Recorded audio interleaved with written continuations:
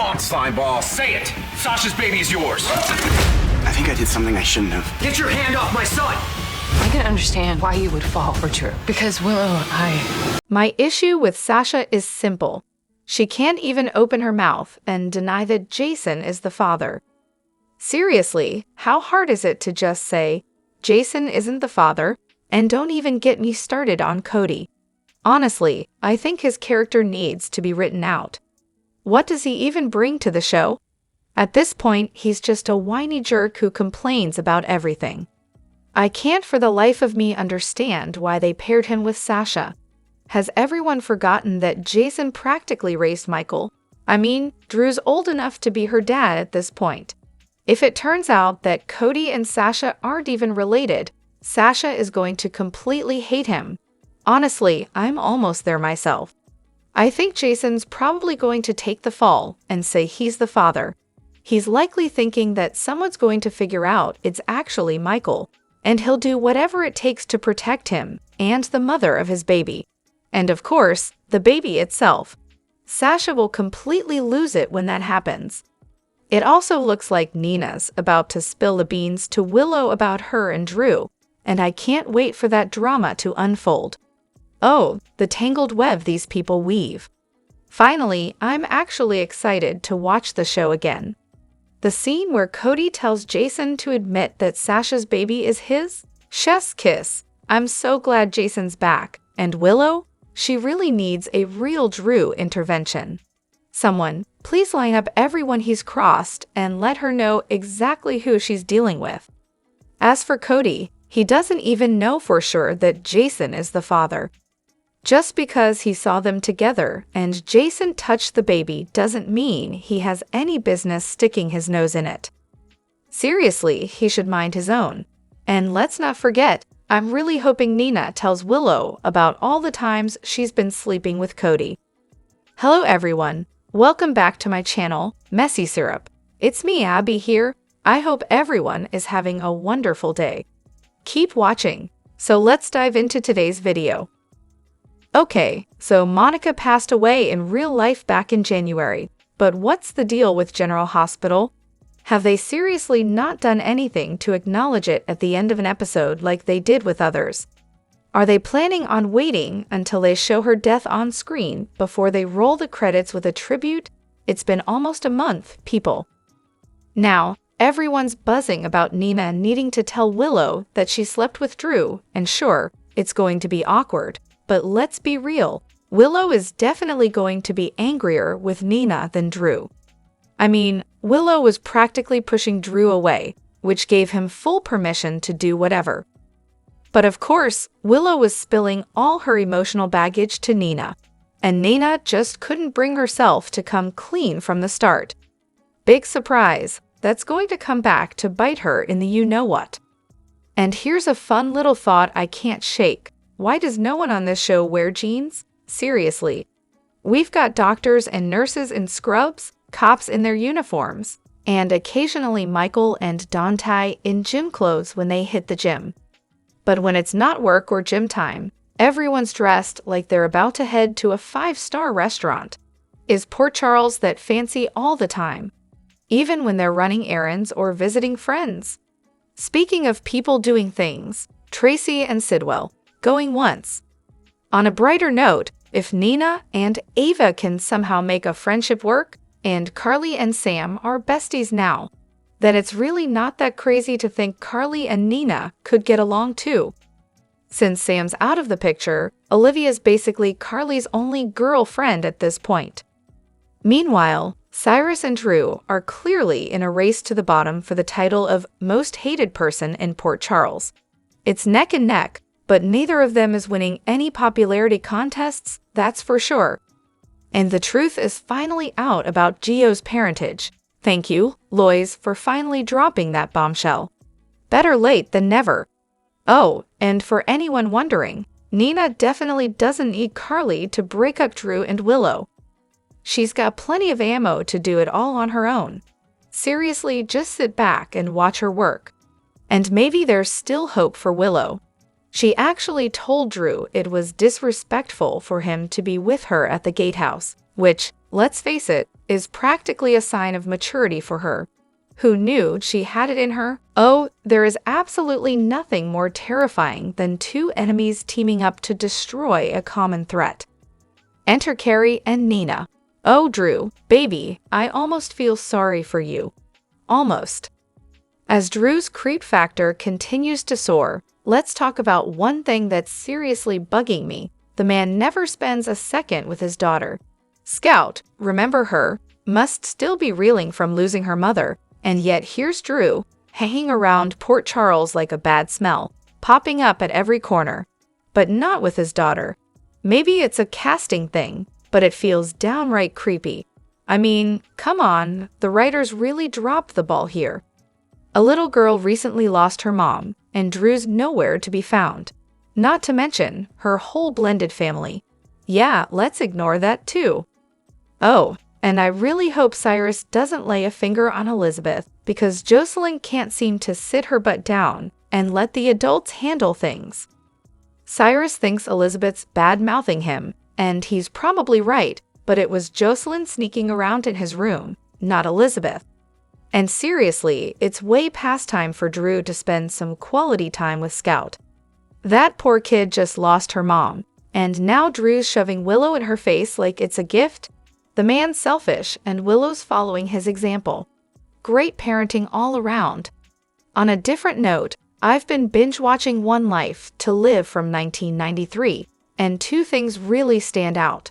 First, little Joey looks absolutely nothing like the guy playing Brennan now. There's no resemblance whatsoever. He's aged a ton in 30 years, from a 16-year-old kid to someone who could pass for a mid-50s guy. But the real kicker? I see some eerie similarities between the Dorian-Cassie mother-daughter relationship and Nina Willow. Both Cassie and Willow are quick to judge their mothers until they need them. It's like déjà vu, but with more judgment and drama. And writers, please, don't miss the opportunity to reveal that Valentin is Sasha's father. Think about it. Holly's done tons of freelance work for the WSB. Valentin's worked for them too. And Holly has a history of being attracted to rich, dangerous men. She was probably vulnerable when she thought Robert was dead. This would be an epic twist. It's time for a new Cassadine to rise, because let's face it, Port Charles already has enough Scorpios and Spencers to last a lifetime. But a Cassadine? That would be amazing. Sasha and Charlotte got along just fine when Sasha was lying about being Nina's daughter. So how wild would it be to find out she's actually Valentin's? Plus, if she were his daughter, she'd have the power and resources to take down Tracy and her precious ELQ. And don't even get me started on the mess that would be Sasha's kid being a Cassadine, Corinthos, and Quartermain. Can you imagine? It's almost too good to be true. Especially since Carly witnessed Valentin try to kill her new beau, Jack Brennan. Oh, the drama. Bring it on. Why does it feel like Brad's the only one who's not afraid of Cyrus? Everyone else is acting like they're scared to breathe around him. Brad's the only one who's actually strong enough to get Cyrus out of the hospital. Talk about being the only one with guts in this whole mess. And Nina, oh Maina, she definitely doesn't need Carly's help to take down Drew. All Nina has to do is tell Willow the truth about her and Drew, and Willow will second-guess everything Drew has ever said. Simple, right? So stop pushing Nina onto Carly like some kind of tag team situation. Honestly, I have no idea why they took Jack Brennan off the show.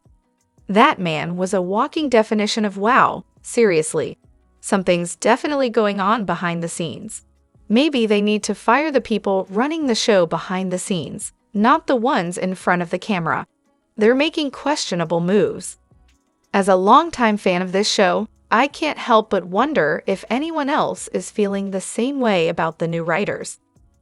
I've been watching this with my mom for years, and it used to be such a creative, compelling show.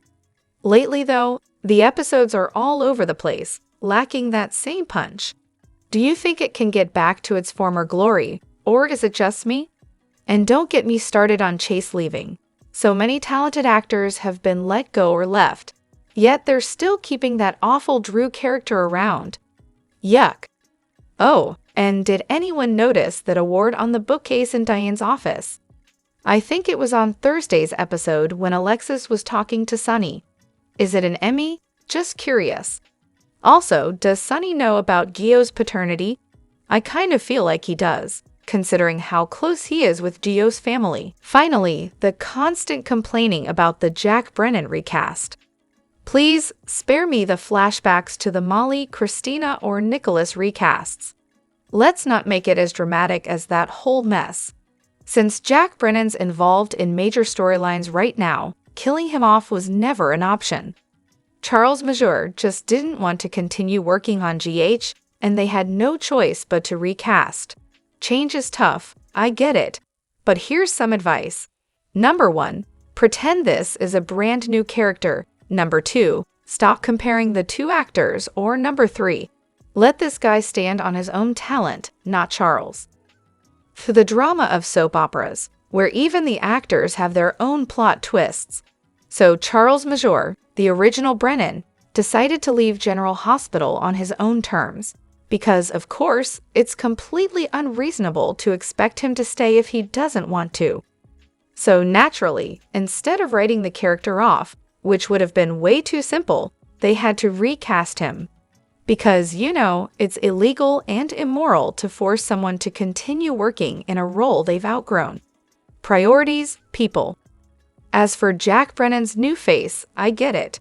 The original was hot, but now that he's been reduced to a glorified mannequin, it looks like your best bet is to cheer for Ava and Rick. Honestly, those two have enough chemistry to set the whole set on fire. And seriously, can we get Chris McKenna a real shot here? The guy's had, 7 minutes of airtime? Maybe if he gets a little more screen time, he'll prove himself. Remember, the internet was not kind to Charles Major when he first took on the role of Jack, so let's not be too quick to judge. The show's taking it slow after all. David Hayward, yes, the genius from All My Children and One Life to Live, needs to make his grand return to General Hospital. After all, there's an opportunity begging for his dramatic entrance. Chase's fertility woes. Hello, perfect plot device for a David Hayward cameo. If anyone in the world has a miracle drug or procedure to fix that mess, it's David. I mean, the man has a knack for miraculous, barely legal medical breakthroughs. And let's not forget that Anna and David go way back, like to the days of Pine Valley. So naturally, when Chase confides in her about his problem, she can just casually drop the name of the one man who could save him. Oh, David Hayward? Of course I know him. He can help you, Anna says, because why not? This is daytime drama after all. Sure, David's a cardiologist, so there's also room for him to help Sunny, if we're being totally generous about things. But let's be real, Chase needs him more, and Sunny can just hang out in the background for now. 1 episode, maybe 2, fine. But given that General Hospital has a literal hospital as its set piece, I'm thinking David could easily be a longer fixture. It'd certainly shake things up. What's the point of all this drama if we're not throwing a few curveballs into the mix?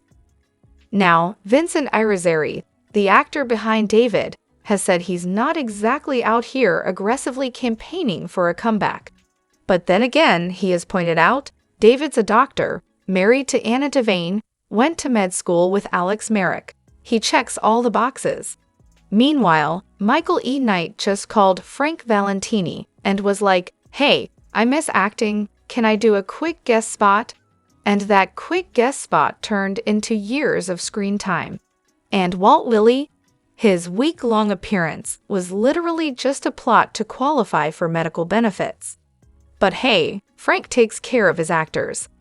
As for Vincent, he's now a 65-year-old full-time real estate agent in Malibu. Oh, and his son? He's been making headlines for all the wrong reasons, storming the Capitol on January 6th. Yeah, I'm sure that little family drama has been fun. So, I've been a loyal General Hospital watcher for over 30 years, but it's only recently, like really recently, that I'm fully tuning in again. And why? Because JJ's Lucky is back, of course. Anyway, I've been scrambling to catch up on Elizabeth's storylines that I sort of remember, but let's be honest, I wasn't exactly paying attention the first time around. Then I read that, when Terry first showed up, Elizabeth casually dropped that Terry was her first kiss as a boy, pre-transition, and I had to take a moment. Now, here's my burning question. How in the world did the audience react to this little nugget of info? Was this considered a history rewrite back then? I'm asking because, as an original L and L2 fan who lived for the boxcar kiss, I was under the firm belief that Elizabeth and Lucky were each other's first kiss. I mean, we had the whole "let's see if you can handle being kissed" scene earlier that same summer, where Liz asked Lucky to kiss her to see if she could handle it. Seemed pretty clear that the show was setting up the idea that that was her first kiss, and Lucky's too, at least the one we saw on screen. But no, now we're supposed to believe it's Terry? Sure, we can reinterpret her handling being kissed line in light of the whole rape backstory. But let's remember, in 1998, the audience wasn't privy to any of that. We didn't know about her pre-PC life in Colorado, or anything else beyond the fact that she felt like an outcast. Oh, and let's not forget Sarah telling us all sorts of charming things, like how she'd make stuff up and actually convince herself it was real. Trustworthy, right? I definitely bought into Elizabeth's vague, "I didn't have a lot of experience, and now I'm afraid to get any" line as meaning she had zero experience and was just too embarrassed to say it. But hey, maybe I was just projecting onto her like a total sap. Wouldn't be the first time, right? The most frustrating thing about Drew and Willow is how easily their little setup could implode if Nina, or anyone else who knows about Nina and Drew's little hate-sex rendezvous, decided to spill the beans to Willow. But of course, Nina is always about number one, so her lack of transparency is hardly shocking. Ava's been radio silent. Curtis, crickets. Maxie, typically a chatterbox, has zipped it. Even Cody, who can't shut up about Sasha's pregnancy and his wild theories on the baby's paternity, has apparently taken a vow of silence on this.